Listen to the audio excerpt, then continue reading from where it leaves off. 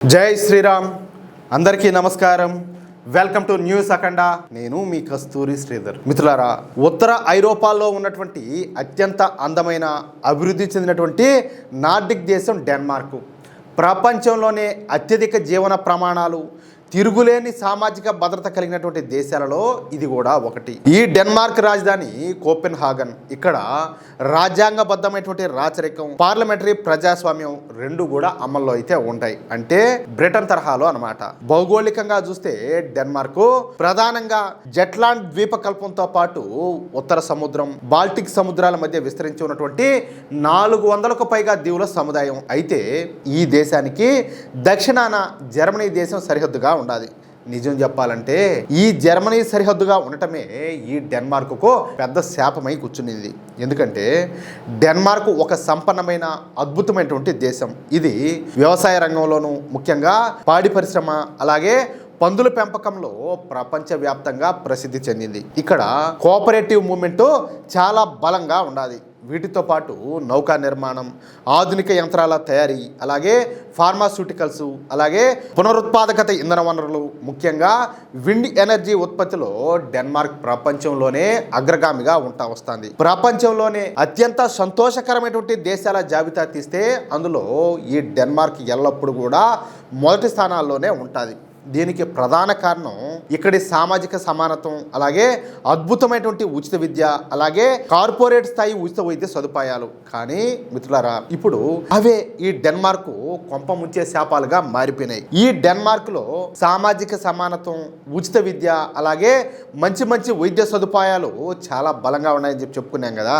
ఇంకేముండదు, ఈ వలసదారులకు ఈ డెన్మార్క్ అనేది ఒక ఆకర్షణీయమైనటువంటి దేశంగా మారిపోయింది. పైగా ఈ జర్మనీ సరిహద్దు దగ్గరగా ఉండటం వల్ల ఈ డెన్మార్క్ లోకి పెద్ద సంఖ్యలో అక్రమ వలసదారులంతా కూడా చొరబడ్డం మొదలుపెట్టినారు. ఇక్కడ మనం ఒక చేదు వాస్తవాన్ని కూడా గమనించాలి. ఈ అక్రమ వలసదారులు అందరూ కూడా ముస్లింలే.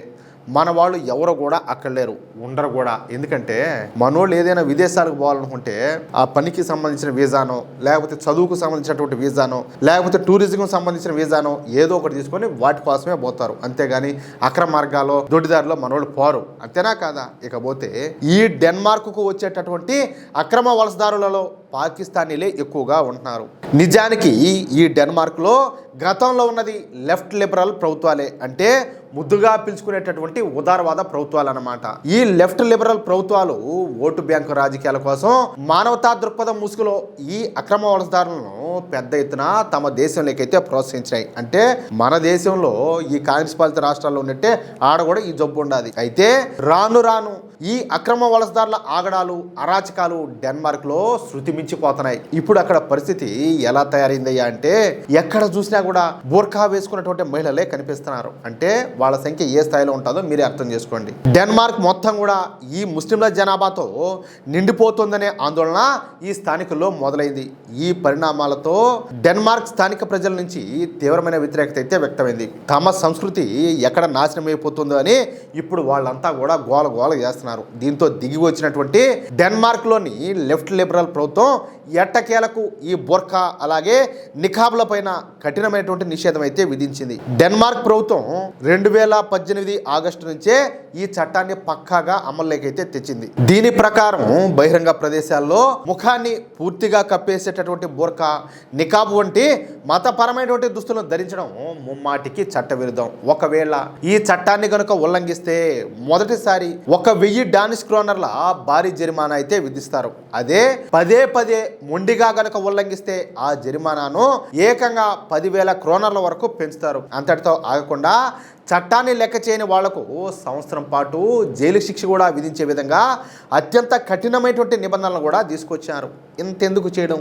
ఏదో వాళ్ళేదో భంగపడుకున్నట్టు సరే దేశం నుంచి పంపించేస్తే సరిపోతుంది కదా, అంతేనా కాదా? ఆ తర్వాత ఈ అక్రమ వలసదారుల ఆగడాలను అరికట్టేందుకు మరికొన్ని సంచలన చట్టాలను కూడా డెన్మార్క్ ప్రభుత్వం రంగంలోకి అయితే దించింది. అక్రమ వలసదారులు ఎక్కువగా ఉండేటటువంటి ప్రాంతాలలో నేరాలు తగ్గించడానికి వాళ్ళను స్థానిక సంస్కృతిలో భాగం చేయడానికి కొన్ని ప్రత్యేక నిబంధనలు కూడా తీసుకొచ్చారు. ఈ నిబంధనల ప్రకారం ఆయా ప్రాంతాల్లో అక్రమ వలసదారులు చేసేటటువంటి నేరాలకు సాధారణం కంటే రెట్టింపు శిక్షలు అయితే విధిస్తున్నారు. డెన్మార్క్ ప్రభుత్వం ఇన్ని చట్టాలు చేస్తా ఉన్నప్పటికీ ఆ దేశంలో ముస్లింల జనాభా పెరుగుతానే వస్తుంది. పెరుగుతుంది, ఎందుకు పెరగదు?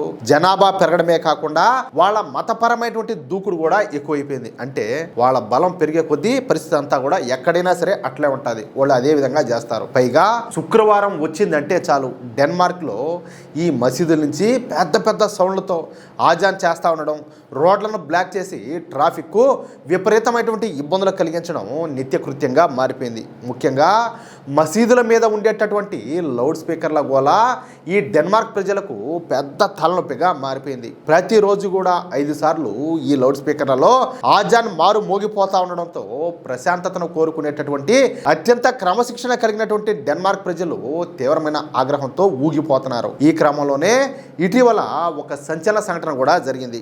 డెన్మార్క్ రాజధాని అయినటువంటి కోపెన్హాగన్ పరిధిలోని విడోవ్రే ప్రాంతంలో ఉన్నటువంటి ఒక పెద్ద మసీదు నుంచి మైకుల ద్వారా బహిరంగంగా ఆజాన్ అయితే వినిపించారు. ఏది ఎప్పట్లాగానే. ఆ సమయంలో పెద్ద సంఖ్యలో ముస్లింలంతా కూడా రోడ్లపైకి వచ్చి ఈ మసీదు వైపు వెళ్ళటం, అక్కడి ట్రాఫిక్ తీవ్రమైన అంతరాయం కలిగించడాన్ని ఎవరో మొబైల్లో వీడియో తీసి సోషల్ మీడియాలో పెట్టేశారు. ఇంకేముండదు, ఇప్పుడు ఎట్లున్నది సోషల్ మీడియా విపరీతంగా వైరల్ అయిపోతున్నాయి. ఏదన్నా కొత్తగానో వింతగానో లేకపోతే ప్రమాదకరంగానో కనిపిస్తే అదేవిధంగా ఈ దృశ్యాలు కూడా సోషల్ మీడియాలో దావానం లాగా వైరల్ అయిపోయినాయి. ఈ వీడియో చూసి దేశం మొత్తం కూడా ఒక్కసారిగా షాక్ గురైపోయింది. ఇక ఈ వైరల్ వీడియో పైన సోషల్ డెమోక్రటిక్ పార్టీ ఎంపీ అయినటువంటి రాస్మస్ స్టోక్లాండ్ అత్యంత తీవ్రంగా స్పందించారు. ఆయన చేసినటువంటి వ్యాఖ్యలు ఇప్పుడు ఐరోపా వ్యాప్తంగా సంచలనం సృష్టిస్తున్నాయి. డెన్మార్క్ వీధులు ఎట్టి పరిస్థితుల్లో కూడా పాకిస్తాన్లో ఉన్నటువంటి నగరాలను పోలి ఉండకూడదని, ఇలాంటి బహిరంగ ప్రార్థన పిలుపులు డెన్మార్క్ సంస్కృతికి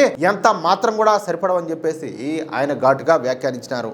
బహిరంగ ప్రార్థనల పిలుపులు డెన్మార్క్ సంస్కృతికి, మన సాంప్రదాయ విలువలకు పూర్తిగా వ్యతిరేకం. డానిష్ సమాజంలో విలీనం అవడానికి, ఇక్కడ పద్ధతులను గౌరవించడానికి ఇష్టపడని వాళ్ళ మొండి ప్రవర్తనకు ఈ ఆజాన్ ఘటనే ఒక సజీవ నిదర్శనం. డెన్మార్క్ యొక్క లౌకిక క్రైస్తవ సాంస్కృతిక పునాదులను కాపాడుకోవడం ప్రజాప్రతినిధులుగా మనందరి బాధ్యత.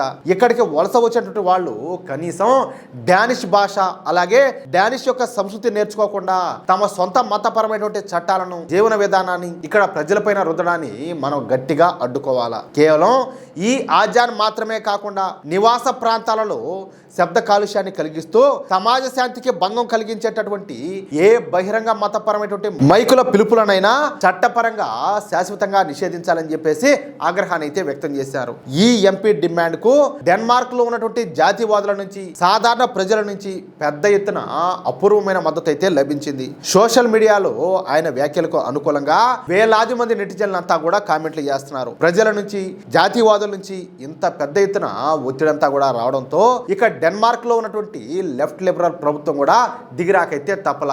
అందుకు సంబంధించినటువంటి కఠిన చర్యలు చేపట్టడానికి ప్రభుత్వం ఇప్పుడు వేగంగా చర్యలన్నీ కూడా చేపట్టింది. తమది లెఫ్ట్ లిబరల్ ప్రభుత్వం అయినప్పటికీ ఈ విధంగా పాకిస్తానీ ముస్లింలు తమ దేశంలోకి చొరబడి మత ప్రాతిపదికన రెచ్చిపోతే భవిష్యత్తులో తమకు పుట్టగతులు ఉండవని చెప్పేసి ఈ ప్రభుత్వం అయితే గ్రహించింది. తమ దేశ సంస్కృతి సాంప్రదాయాలు పూర్తిగా తుడిచిపెట్టుకుపోతాయని భావించినటువంటి ఈ ఉదారవాద ప్రభుత్వం ఇక ఏ మాత్రం ఆలస్యం చేయకుండా దిద్దుబాటు చర్యలకైతే శ్రీకారం చుట్టింది.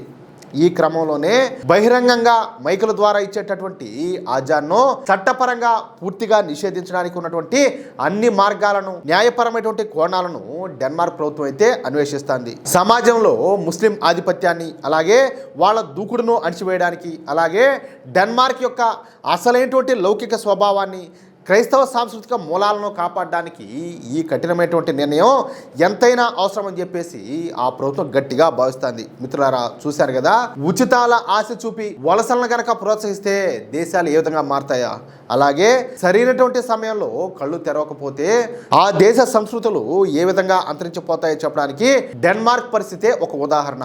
ఇది అసలు విషయం. అయితే మన దేశంలో కూడా ఏది ఈ కాంగ్రెస్ పాలిత రాష్ట్రాల్లో ఇదే విధంగా ఈ బంగ్లాదేశ్ నుంచి, మయన్మార్ నుంచి వీళ్ళంతా కూడా అక్రమంగా వలస వస్తున్నారు. వాళ్ళకు వీళ్ళు అన్ని సౌకర్యాలు కల్పిస్తున్నారు. వాళ్ళ వల్ల వాళ్ళ జనాభా పెరగడమే కాకుండా మన దేశం, మన సంస్కృతి, మన సాంప్రదాయం, మన ధర్మం పూర్తిగా ప్రమాదంలో పడే అవకాశం కూడా ఉన్నది. వాటన్నిటిని కూడా మనం ఎదిరిస్తేనే, మనం ఆ దుర్మార్గాలను ఖండిస్తేనే మనకు మన దేశానికి భవిష్యత్తు ఉంటుంది, లేదంటే అది విషయం. అయితే మిత్రులారా, ఈ న్యూస్ కనుక మీకు నచ్చినట్లయితే వెంటనే ఈ వీడియో లైక్ చేసి మీ మిత్రులకు, అలాగే మీరు ఉన్నటువంటి వాట్సాప్ గ్రూపుల్లోనూ తప్పనిసరిగా షేర్ చేయండి. అలాగే ఈ వీడియో పైన డెన్మార్క్ తీసుకున్నటువంటి ఈ నిర్ణయాలపైన మీ అభిప్రాయం ఏంటో, అలాగే మన దేశంలో ఎలాంటి నిర్ణయాలు తీసుకుంటే బాగుంటుందని చెప్పి మీరు భావిస్తున్నారో ఖచ్చితంగా మీ అభిప్రాయాన్ని కామెంట్ రూపంలో తెలియజేయండి. అలాగే ఇంతవరకు మీరు కనుక మన ఛానల్ను సబ్స్క్రైబ్ చేసుకున్నట్లయితే ప్రతి ఒక్కరు కూడా మన ఛానల్ను సబ్స్క్రైబ్ చేసుకోండి, సపోర్ట్ చేయండి ప్లీజ్. జై శ్రీరామ్, జై హింద్, భారత్ మాతాకి జై.